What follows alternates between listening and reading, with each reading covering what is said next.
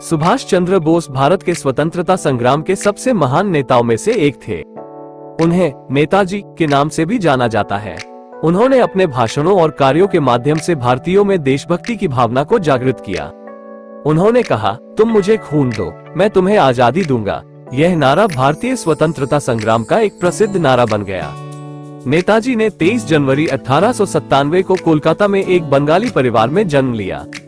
उन्होंने कलकत्ता विश्वविद्यालय से स्नातक और स्नातकोत्तर की उपाधि प्राप्त की। फिर उन्होंने इंग्लैंड में कानून की पढ़ाई की। भारत लौटने के बाद नेताजी कांग्रेस पार्टी में शामिल हो गए। उन्होंने जल्द ही पार्टी में एक महत्वपूर्ण नेता के रूप में अपनी पहचान बनाई। उन्होंने सविनय अवज्ञा आंदोलन में सक्रिय रूप से भाग लिया। 1939 में नेताजी कांग्रेस के अध्यक्ष बने। उन्होंने पार्टी के अधिक उग्रपंथी रुख की वकालत की। उन्होंने कहा कि भारत को अंग्रेजों से पूर्ण स्वतंत्रता प्राप्त करनी चाहिए। 1940 में नेताजी ने कांग्रेस से इस्तीफा दे दिया। उन्होंने आजाद हिंद फौज की स्थापना की। ये सेना जापान के समर्थन से भारत पर आक्रमण करने के लिए तैयार थी। आजाद हिंद फौज ने बर्मा और पूर्वी भारत में कई सफल अभियानों का नेतृत्व किया। नेताजी ने दिल्ली चलो का नारा दिया। यह नारा भारतीय स्वतंत्रता संग्राम का एक प्रेरणादायक नारा बन गया।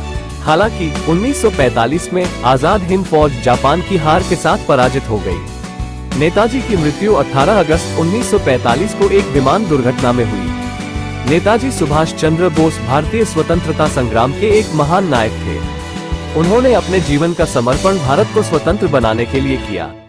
उनके विचार और कार्य आज भी भारतीयों को प्रेरित करते हैं।